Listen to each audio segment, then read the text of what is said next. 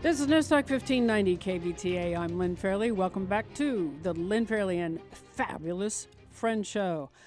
Today's show was recorded because I am presently down at the St. Patrick's Day Parade. A wonderful parade. We talked about it earlier in the week, and I'm sure those of you who enjoy that are there, and the rest of you who are not. Please enjoy this show. I have a very, very interesting guest. Her name is Pam Riss. Welcome to the Lynn Fairley and Fabulous Friend Show. Thank you. So nice to be here. It's my pleasure, and she picked this as her theme song to kickstart this show.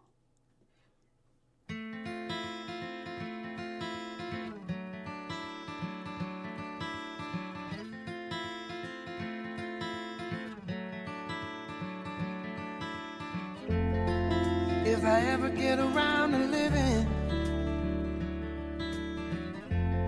I'm gonna put my things away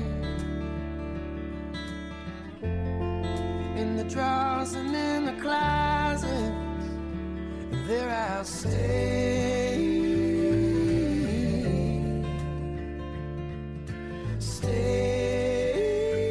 Wow, that's a beautiful song, Pam. I'm really glad you picked that.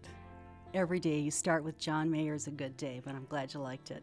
So do you Thank start you. every day with John Mayer? Absolutely. I commute into Ventura. I've got about a 45-minute commute, and he's going for about 40 of those minutes every day. Well, Yeah. excellent, and welcome again. Thank you. Now, you've gotten around to living quite a bit of your week over at the Ventura County Grand Jury, and you are now currently the foreperson That's of right. The Grand Jury. That's right. So before we know a little bit more about you, I'm going to say, just for the listener's sake, just kind of define what the Grand Jury is. It's a legal body empowered to conduct official proceedings and investigate potential criminal conduct and determine whether criminal charges should be brought. A grand jury may compel the production of massive amounts of documents and compel sworn testimony of witnesses to appear before it.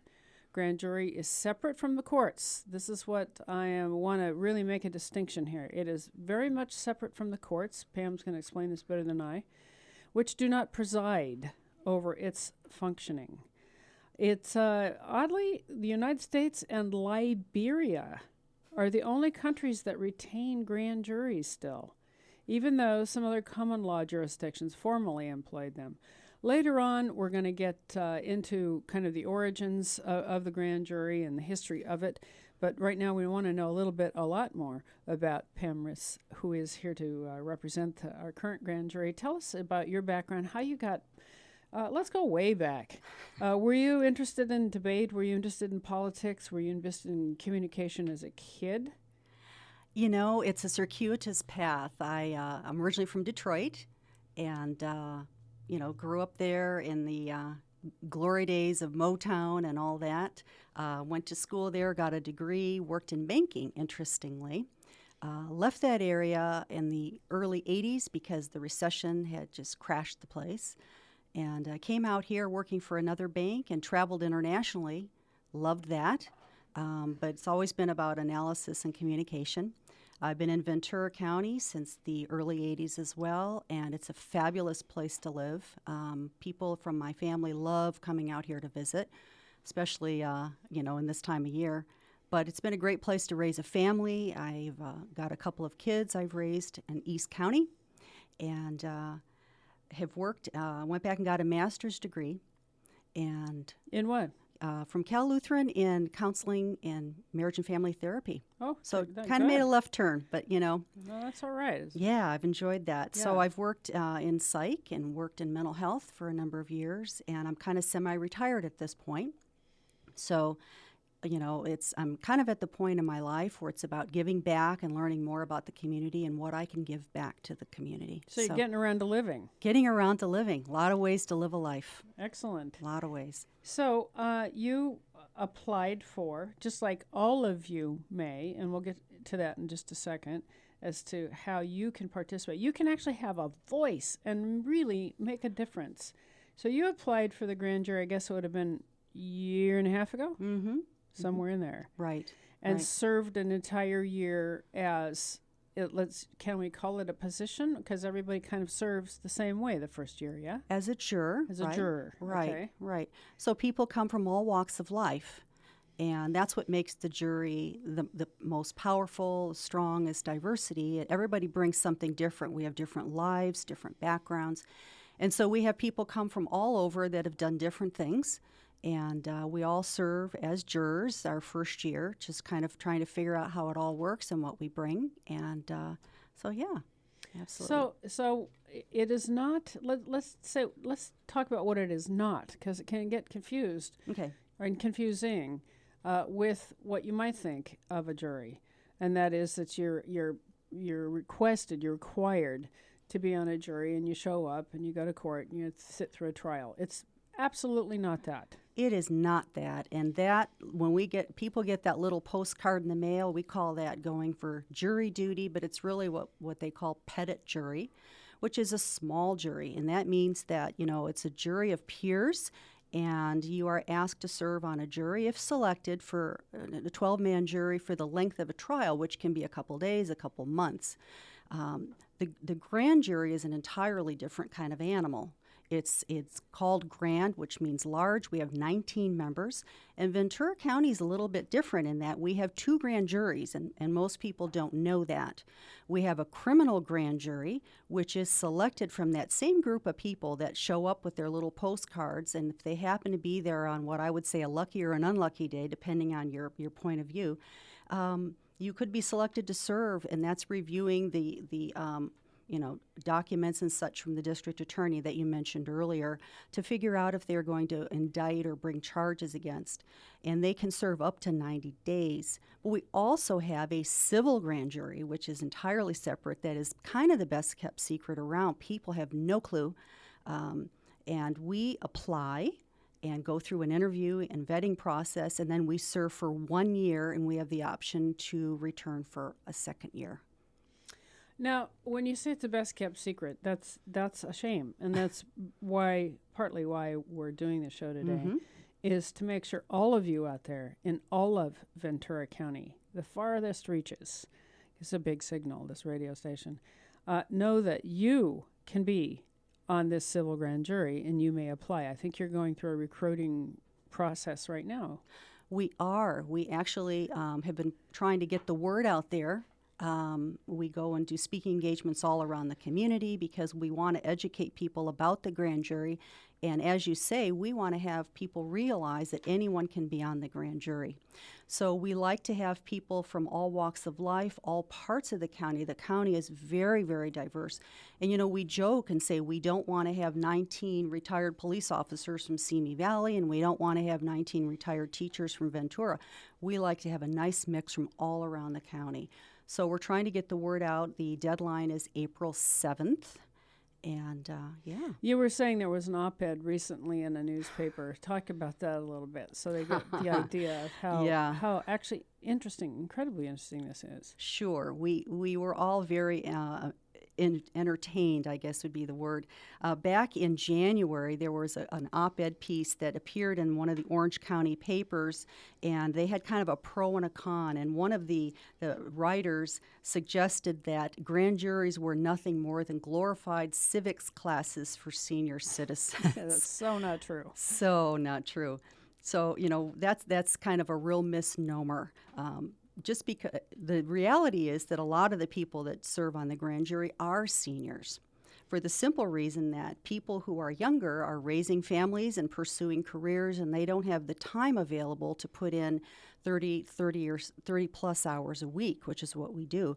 But we have people that come from all kinds of backgrounds that are very technical, that have great training and experience, and so they can do some pretty serious work, and we have had an impact on this community. So, the whole civics class for senior citizens was inappropriate. Very inappropriate. So that means you can still apply.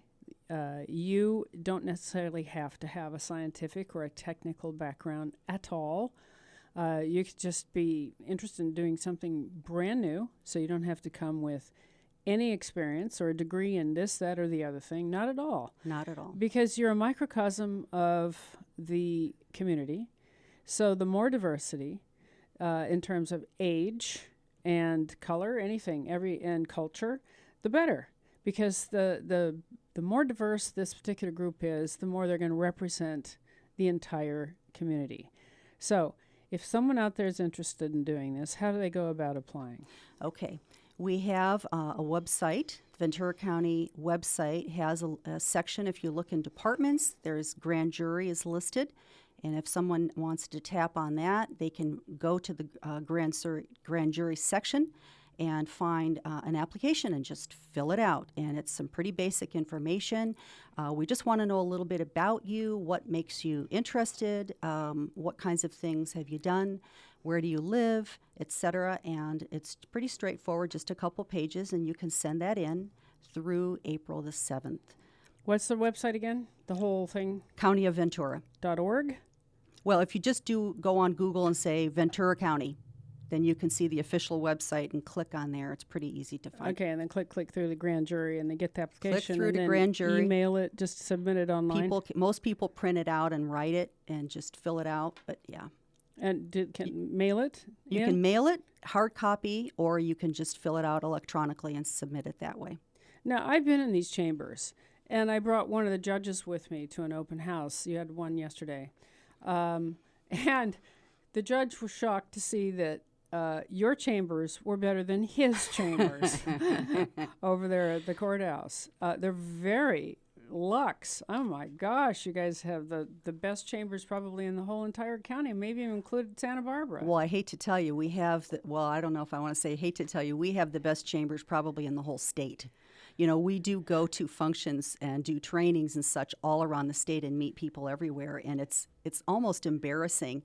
We hear people that say we work out of a basement, we work out of a conference room, they gave us one office, we can use it once a month, and then we have these beautiful big chambers and offices. Every juror has their own workstation with a personal computer, and the county has treated us very well. It's beautiful. And Yeah. the courtroom is very, very luxe. Oh my goodness, you guys are spoiled. Very spoiled. So it's a very nice place to work. Now, when you say it's 30 plus hours, it's like Monday through Thursday for 6 hours a day? Is that basically your schedule? You know, it varies quite a bit. Our regular schedule is Tuesday, Wednesday, Thursday, but keep in mind every year the jury can set their own schedule.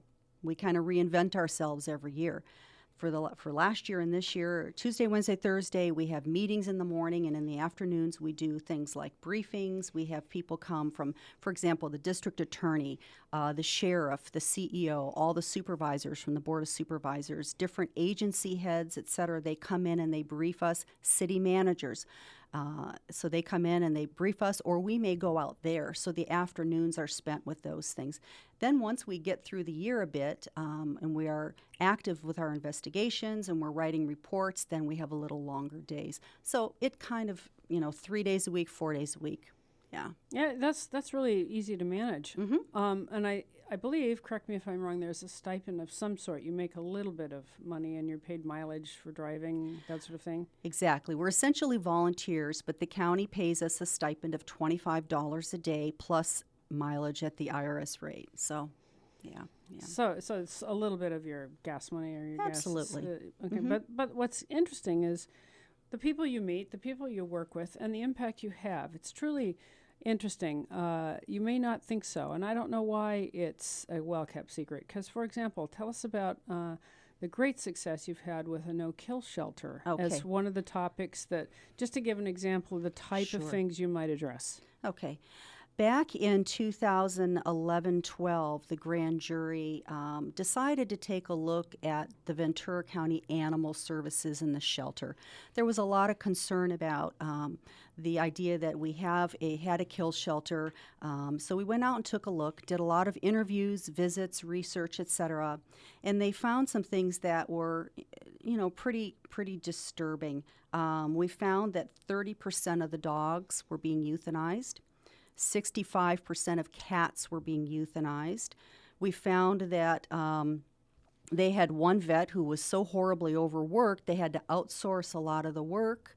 If animals came in later in the day, they would have to send them out. So it was difficult to get information. If you put a phone call in to inquire about a missing pet, for example, you could be on the phone for a very long time. So there were a number of things that just weren't working very well. So they found that the staff there, they had a lot of volunteers, and staff were going into it with, great intentions, animal lovers wanting to make a difference, and really compassionate people, but they were experiencing very severe burnout because there just wasn't enough people, there weren't enough resources to go around to really do the job the way they wanted to. So we recommended in our report that we consider going to a no-kill shelter, for example. We also suggested that they consider bringing, instead of outsourcing the vet services, to bring another vet on staff to provide more support and, do some things like jazz up their website, make it more user-friendly. And these things all cost money, and the Board of Supervisors received it, very enthusiastically, but at the end of the day, it costs money, so they did have to spend some time talking about it. But in 2012, they did direct the county to become a no-kill shelter, and they did add staff to put that second vet in place, and they've started doing wonderful things, partnering with the community, with a lot of rescue groups. They do a lot of outreach, and we are now the largest no-kill shelter in the state. So we are very proud of that. Yeah. How did this come to the attention of the grand jury, and why would it come to the attention of the grand jury? Well, the grand jury can look at something in a multitude of ways. Most of the time, we receive complaints from citizens who are concerned about something, and that's really what we're all about. They refer to us as the eyes and ears of the county. So anyone that lives in this county that has a concern about something like this, or street lights, or whatever it happens to be, can write a complaint to the grand jury, and we're required to take a look at everything we get. We may not open an investigation on everything, but we certainly look at it. The other possibility is that somebody on the grand jury sometimes will come in and have something that they feel very passionately about. We also read the newspapers, we go to city council meetings, we're kind of trying to keep our eyes and ears open as well. So there's a couple of ways. This particular one came from a complaint, I believe, from a citizen. So that's terrific. You can get involved either by being a member of the grand jury, or if you have something that is really driving you crazy and it has to do with the county or city services, including law enforcement, or water, or maybe there's an oil pipe leaking, or the beach isn't clean enough, something that's just really got your goat. You write a complaint to the watchdog, grand jury. They must reply. They may not go deeply into investigation like they've done with the kill shelter, but they must reply to you. So how do you get that complaint to the grand jury? This is something that's really important for Absolutely. Our community to know. Again, going to the Ventura County website, going to the grand jury section, there is a complaint form that can be downloaded. And if somebody's not that comfortable with computers, because not everyone is, most people are, but there are people who can't, writing a letter is sufficient. It has to be in writing. Somebody can simply write a letter to the grand jury and say, I'm concerned about these things, and spell it out, give us as much detail as you can, attach information, pictures, details. And we just ask that you provide your name, address, and phone number. We cannot accept an anonymous complaint. But once we get a complaint in, the grand jury, we have a complaint review group that sits down, and we are required to look at every single thing we receive. And we sit around and we discuss it in great detail, and then we make a decision whether it's within our jurisdiction, for example. Because we get letters from people that didn't like President Obama, or they don't like President Trump. That we can't change for them. We're limited to looking at local issues, but once we look at it and say, yes, this is something that's within our jurisdiction and we think has some value, then we would route it out to one of our committees for consideration to take it on. Everything we receive, we send a letter of acknowledgement saying, thank you for submitting a complaint. We have received it and we are considering. Legally, we're not allowed to communicate after that point to say, yes, we've taken it on, or no, we have not. So how would they know if their complaint has been addressed? I mean, that would be a little frustrating. It's very frustrating. People do get frustrated. We'll get frequent calls back. What are you doing? What are you doing? We do send the letter. We have very strict mandates about how we can communicate and what we can do. We can only send the letter acknowledging. So yes, people do get frustrated and they want to know what's happening with my complaint. Where are you? So we have to do our work, our field work. We have to write a report. That takes months. And I try to be very clear with people on the phone when they call to say what's going on. Please be patient. You know, if we take this on as an investigation, it's going to take some months to get it done, and then we publish the reports. We put press releases out to the newspaper. The reports, every report we've written probably for the last 15 years at least, is on the website. They're always published on the website, so anybody can go read those. I have a couple I've received recently. Back in October, I got the press release that said that the Ventura County grand jury posts its responses to the 2015-2016 reports. It's a big, huge, thick book with lots of stuff in it. Mm-hmm. And so that went out to myself and who else? Everybody else in media, newspapers, that sort of thing? Newspapers, radio, etc. Mm-hmm. Mm-hmm. So is this the only time the person who might have made a complaint would find out? Is this the only way the person who made a complaint would find out whether or not their issue was addressed? The only way they would know is by seeing the report. You are correct. When the reports are issued, we do individual press releases for each one. It depends on whether the media picks that up or not. So, for example, last year we wrote a report on the Ventura County crude oil pipelines. There was an oil spill in Refugio, and everyone became very alarmed after that happened because the damage, the economic or the environmental damage, there was wildlife that were killed. The cleanup was massive, expensive. It was a huge disaster, and they're still looking into that. But that raises the question: what if this happened in our county? So we did an investigation into that last year, which was very, very technical, and made our presentation and basically said that the county does not have a lot of authority to really control the quality of pipelines, but they have access to information so they can keep their kind of finger on the pulse about what is running under our county and could we be at risk. So that report, for example, went out, and the Board of Supervisors actually have expressed tremendous gratitude to us for bringing that to their attention. Yesterday at our open house, the CEO was there and specifically mentioned this because they're now looking into it to prepare a report so they can be very aware of what the state of the pipelines are under this county. But this report went out in April. So it went out in April. We did a big press release. It was on the website. It's available for everyone. Each time we issue a report, we did one on the safety in the Phoenix schools last year, for example. We always look at the jails, and most people don't know that. We are mandated every year to visit every detention facility in this county. We do an inspection of all the jails and all the police holding cells. So we write a report on that as well. So we issue these as they finish up, and it's usually April, May, somewhere in there, March, April, May. We're in that season now. And then once they're all complete, then we issue the final kind of bound version, and we put out a release when we get answers back to all of our comments. So could someone have this bound book of reports, someone in the public come and get their own copy? They could not. Okay. The county is kind of gone over to this paper reduction. Oh, digitally. We don't right. print very many of these anymore. Okay. We used to print them by the cases. Now we print the minimal amount.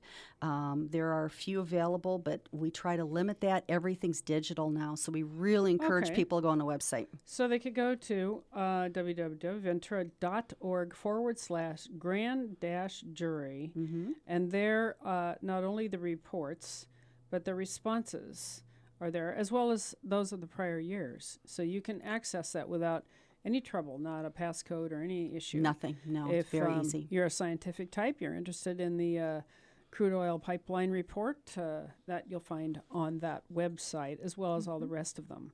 Okay, so that if I made a complaint, I could eventually then find out whether or not you addressed my complaint, and then a report on it would be online. But that's the only way I'd ever know if my complaint was addressed. That's correct.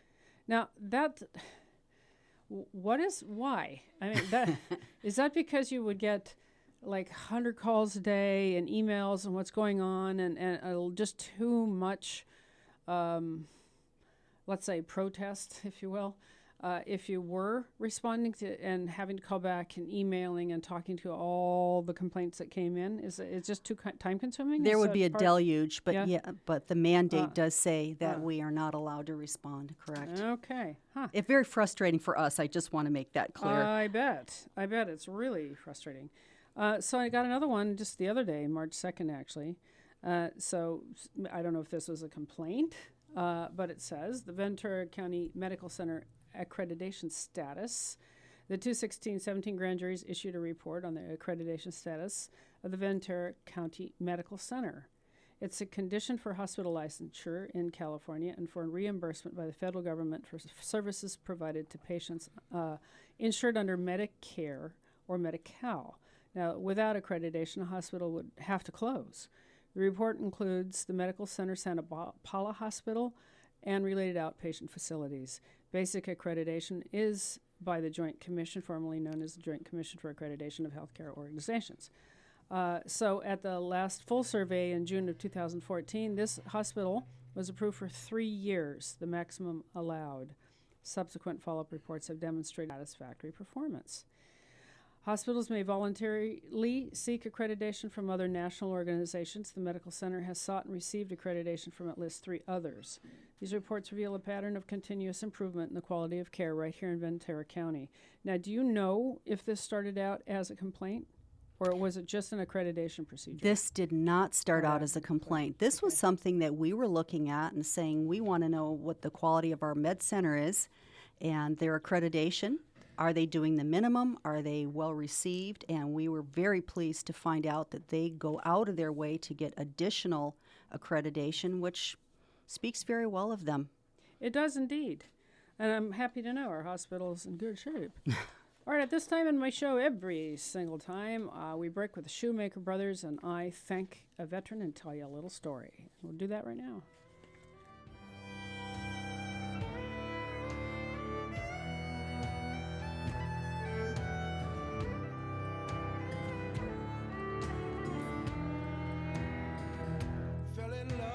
Dancing girl, fell so hard that it rocked my world.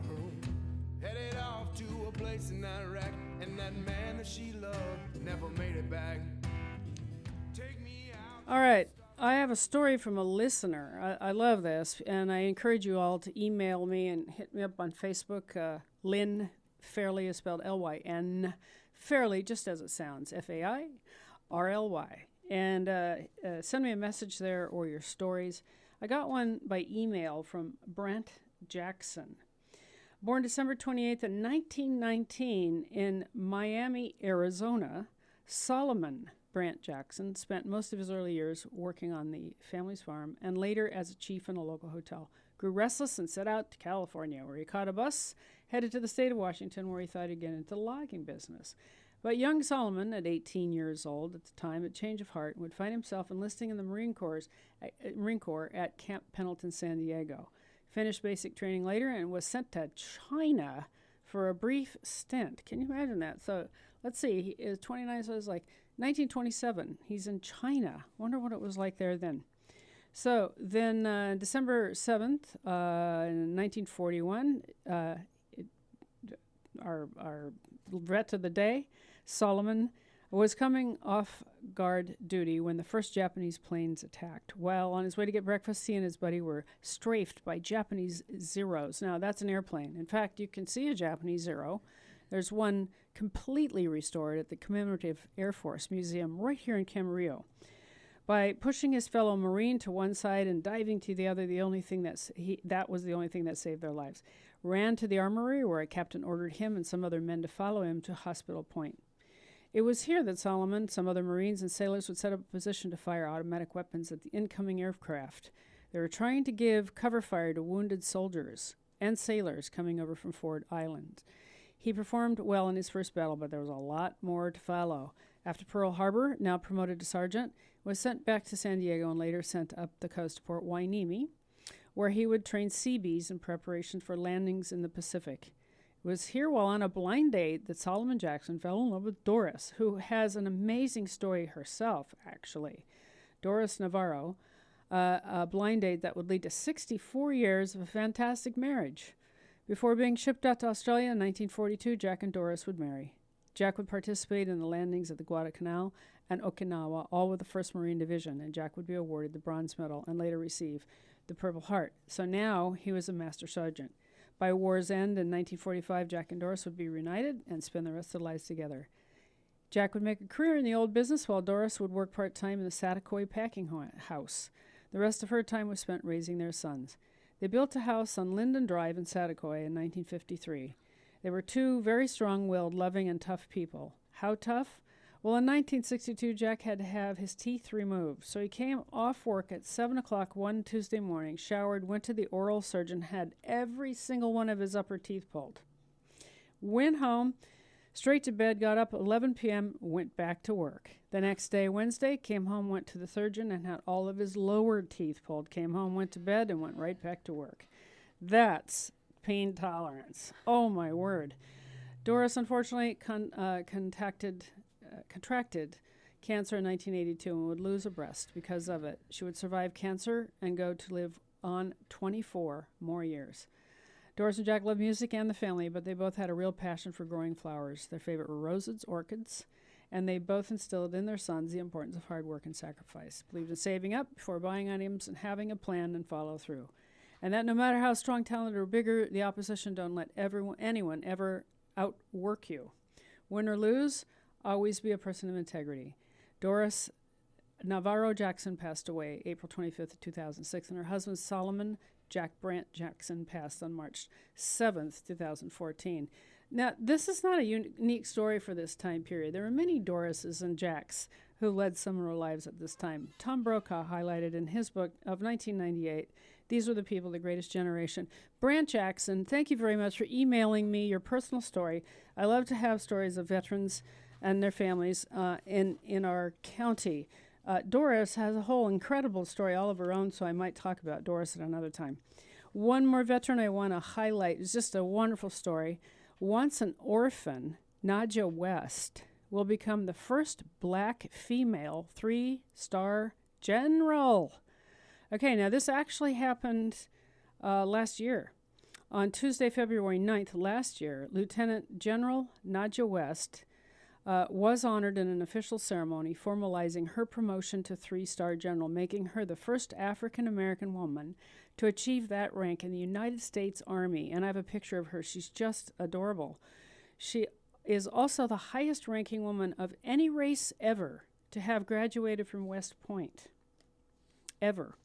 The promotion and ceremony follows this 54-year-old woman's confirmation by the Senate as the new Army Surgeon General and Commanding General, U.S. Army Medical Command, as of December. As such, West will be assisting and advising the Secretary of the Army and the Army Chief of Staff in relation to all health care matters in the Army, in addition to overseeing development, organization, policy direction, and other matters relative to the Army-wide health care system. The Washington, D.C. area native holds a Bachelor of Science in Engineering from the United States Military Academy at West Point and a Doctorate of Medicine from the George Washington University School of Medicine. She's an engineer and a doctor, and now a general, at 54 years old, and was an orphan. She has held previous assignments as Commanding General, Europe Regional Medical Command, Commander of Womack Army Medical Center, Fort Bragg, and Division Surgeon, 1st Armored Division, Army Europe, and 7th Army Germany. Holy smokes. If that doesn't make you want to make a difference in the world around you, I don't know what does. I found that an incredibly inspiring story. Wasn't that cool, Pam Riss? That's absolutely amazing. Isn't it truly? Only 54 and she's done all that. So, how about that for inspiring? If you're just tuning in, well, stop doing that. You need to stay tuned in too. News Talk 1590 KVTA. I'm Lynn Fairley, and this is the Fabulous Lynn Fairley Friend Show. We've been talking about the grand jury, and it's a very, very interesting organization, a really purposeful and important body of people, which Pam Riss, my guest, is the foreperson. That's like a chairperson. Exactly. Well, exactly. so what do you do specifically? What do I do specifically? I oversee all of the committees, and I attend everything, and it's kind of my job. Somebody calls it herding cats.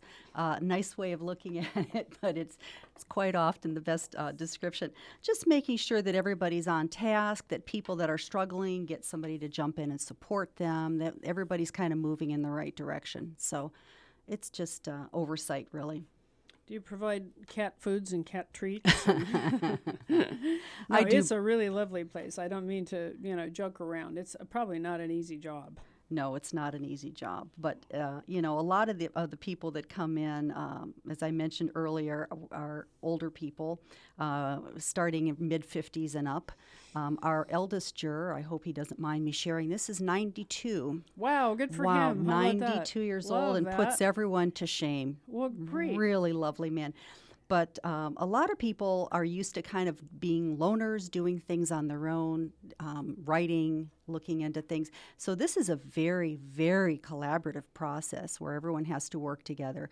And, we all bring personalities into the room. So sometimes those personalities are kind of bouncing off each other like billiard balls. But, yeah.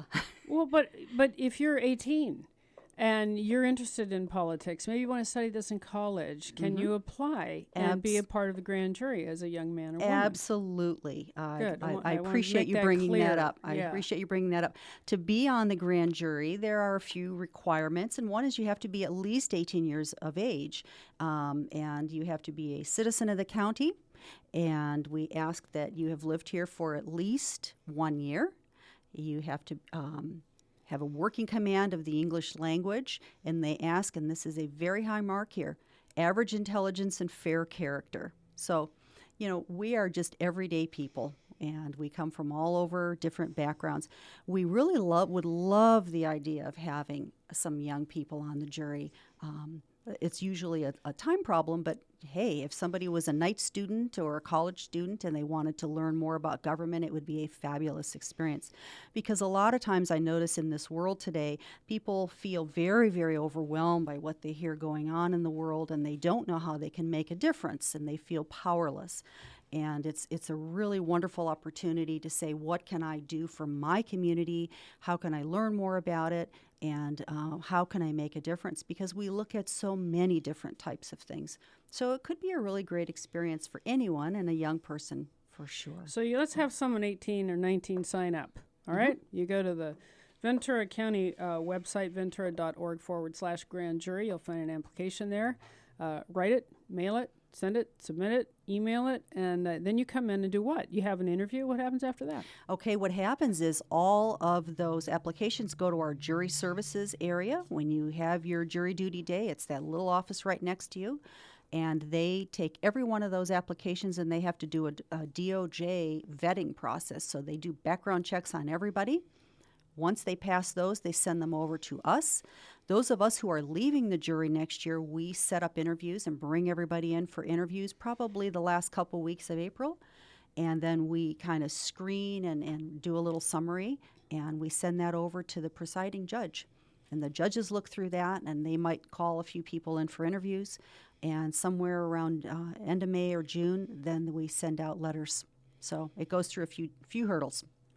So April 7th is your deadline, so you have a little less than a month left to consider joining the grand jury. Now, can they ask questions of anyone prior to submitting an application, just so they kind of understand that process, or just more than just what this radio show is doing today? Absolutely. I get phone calls every single day. I spend a lot of time on the phone from people calling. I get multiple calls.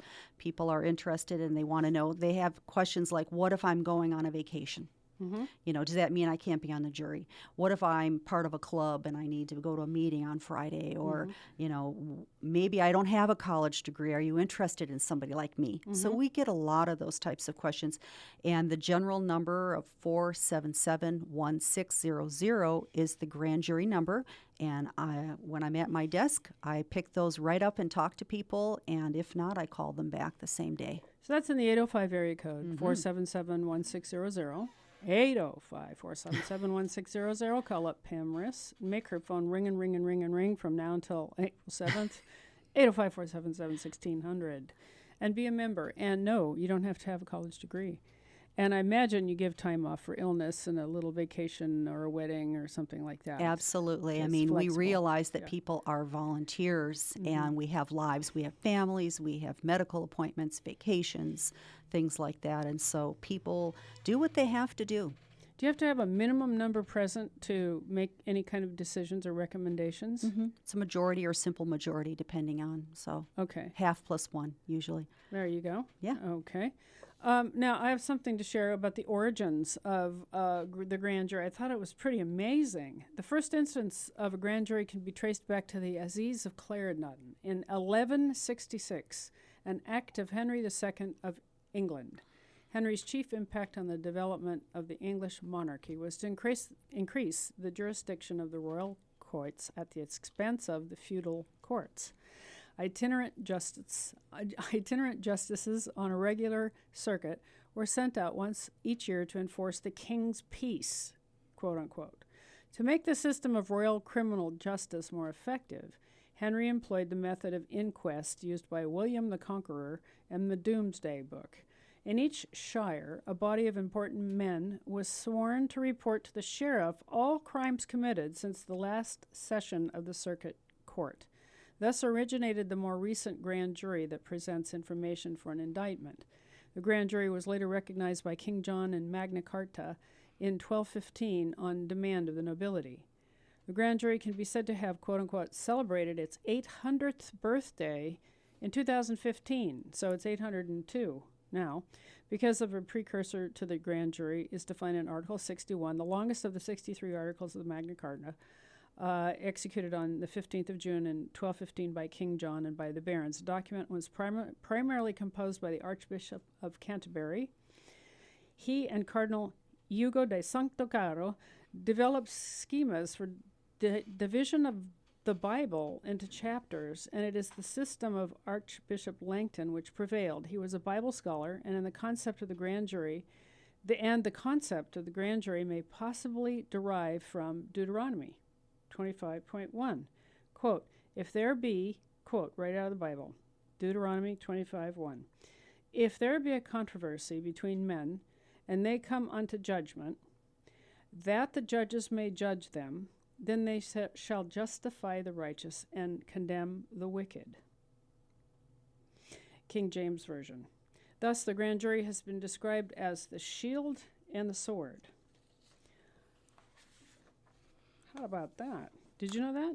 I did not know that. I've heard watchdog. I've never heard shield and sword. The shield and the sword, or sometimes the shield for the people. That's Okay. another version of it.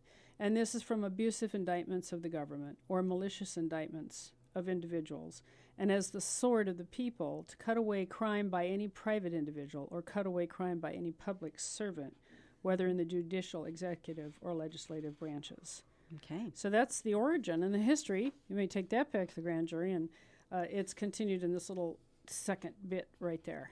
So you can now know you're the sword and the shield. One more title. For the Eyes and ears, people. sword and shield. How about There we that? go. There Yeah. we go. 802 years there's been this concept of a jury, a grand jury. And now, you know, some of the more famous cases that have occurred that involve the grand jury, I think one of the ones we remember the most would happen to be the Clinton charge for several scandalous, I'd say, behaviors. That went to a grand jury. Criminal Yeah, grand jury. A criminal Right. grand jury. Again, Right. there is a difference. This one we're talking about, the one you want to join, is not the criminal grand jury. See, again, we need that distinction because people hear about the grand jury, or some of the recent shootings as well. Those went to a grand jury, different kind of grand jury. And in Orange County, they actually have a combined grand jury, so the people that serve there can be asked to work on criminal charges at one point and return to their civil function a little bit later. In this county, we've created 2 separate grand juries, 2 separate. So, Spence, we missed legal clarity, of course, because you were the A+ student of that particular show that demanded your knowledge of the Constitution. So, no person shall be held to answer for a capital or otherwise infamous crime unless on the presentment or indictment of a grand jury is? Fifth Amendment. Excellent. See, he never fails. He just knows them all. And he's trying to tell me before I'm halfway through the sentence. Boom. Congratulations. In the early decades of the United States, grand juries played a major role in public matters. During that period, counties followed the traditional practice of requiring all decisions to be made by at least 12 of the grand jurors. 12 people would continue a bare majority. Any citizen could bring a matter before a grand jury directly, from a public work that needed repairing to the delinquent conduct of a public official to a complaint of a crime, and grand juries could conduct their own investigations. Now, that is really very much kind of the nuts and bolts of the description of this grand jury. That's correct, yes. We have access. We have subpoena power. We can bring any official in. We can request copies of any documents as members of the grand jury. And, you know, it's interesting, the judge came to our chambers yesterday during our open house, and she made a really big point of making people understand that even though she is the presiding judge and we do send all of our reports to her, they are not, we are entirely independent. So they want to look at it for legal clarity and such to make sure that we haven't stepped over any lines or expose the county in any way, but the particular substance of what we look at, they completely stay away from what we do, and they allow us to investigate anything that we feel could be of value. Who's that judge? The current presiding judge is Patricia Murphy. They take on that role for 2 years, and she just started on January 1st of this year. Would you say the jury is made up of mostly women, mostly men, half and half? Kind of what's the You know, it varies from demographic? year to year. Right now we have more men than women. I think we have 11 men and 8 women right now. So it's a mix. Last year it was almost 50-50. So it varies from year to year. Well, all states currently have provisions for grand juries today. Approximately half of the states employ them. Mm-hmm. And 22 of the states require their use to varying extents. The Constitution of Pennsylvania required between 1874 and 1968 that a grand jury indict all felonies. How about that? That's a long time, too. That was nearly 100 years that we're doing that in Pennsylvania. Again, a criminal jury. Right. Now, the St. Patrick's Day parade is wound up downtown probably about this time. And it's now, it's not chaos in a straight line. It's utter pandemonium at this point in time. Probably in Dargan's with your green beer and the bagpipes and what have you. I'll be sure to rebroadcast this show at another point in time, possibly again when you start recruiting. But in honor of Ireland, I want to talk about what they do in Ireland with a grand jury. In Ireland, grand juries were active from the Middle Ages during the lordship of Ireland and parts of the island under control of the English government. That was followed by the Kingdom of Ireland. They mainly functioned as a local government authority at a county level. The system was so called as the grand jurors had to present their public work, proposals, and budgets in court for official sanction by a judge. Grand jurors were usually the largest local payers of rates and therefore tended to be the larger landlords. And on retiring, they selected new members from the same backgrounds, so probably white guys that own land. Distinct from their public works function as property owners, they also were qualified to sit on criminal juries hearing trials by jury, as well as having pretrial judicial function for serious criminal cases. Many of them also sat as magistrate judging in the less serious cases. They were usually wealthy country gents. Yeah, sure. Farmers, merchants. A country gent, as a member of the grand jury, levied the local tax, appointed the nephews of his old friends to collect them, and spent them when they were gathered in. He controlled the boards of guardians and appointed the dispensary doctors, regulated the diets of the paupers, inflicted fines, and administered the law at petty sessions. Now, if I had an Irish accent, that would have probably sounded better. From 1691 to 1793, dissenters and Roman Catholics were excluded. Catholics absolutely excluded from membership.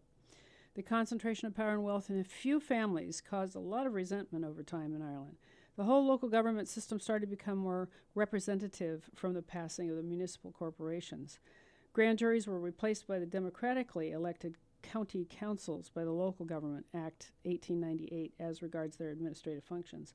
After the formation of the Irish Free State in 1922, grand juries were not required at all, but they persisted in Northern Ireland until abolished by the Grand Jury Abolition Act of the Parliament of Northern Ireland, just as late or recent as 1969. So that's the history of the grand jury in Ireland in honor of St. Patrick's Day. There you go. Yes, there we go. So I also want to thank some folks that helped me put the United States Coast Guard in the parade. The young men and women of the United States Coast Guard are absolutely astonishing. I've had a tour of the facility, and you may too.